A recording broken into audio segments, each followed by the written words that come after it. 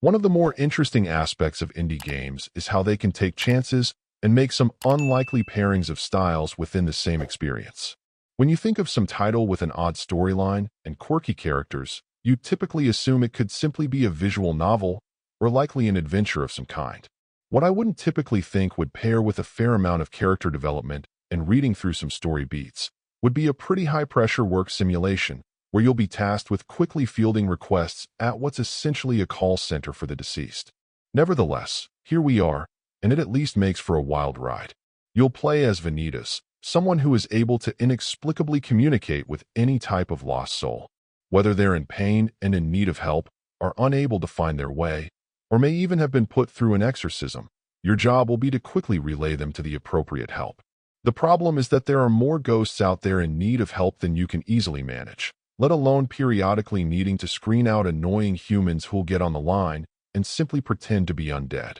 While you'll get some help, it isn't unusual in these work phases to need to keep an eye or ear on as many as 3 conversations at once, with each soul conveying their situation, which you'll have limited time to decide how to handle. Oddly enough, in your downtime between these pulse-raising sessions that you'll be graded on, things are decidedly more chill and focused on building relationships between the game's main characters.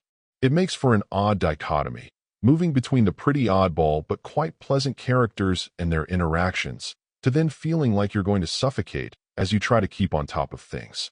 But for the right crowd, it could be quite refreshing as a combination as well. In terms of the calls, perhaps somewhat predictably, it doesn't take too long before they start to feel somewhat repetitive, but I will give the developer credit for sometimes messing with you as a player as well. Just because the story sounds familiar and you were able to quickly route the ghost to the right spot before, that doesn't mean the details will be identical this time. This tends to make you linger to avoid getting it wrong, which of course then puts you at risk that you'll miss a detail in some other conversation. While there are better dispatcher-style games out there, like 112 Operator, which captures more of a real-world feel, this is still a quirky and simply different sort of example that's nice to have as an option. Overall, my final score for the game ended up being a 7.8. And if you're interested in picking it up, it's currently available on the Switch eShop for $12.99. Thank you for taking the time to listen to this review. And if you'd like more information or ideas of indie games worth checking out on Switch, be sure to click on the link provided in the description. Until next time,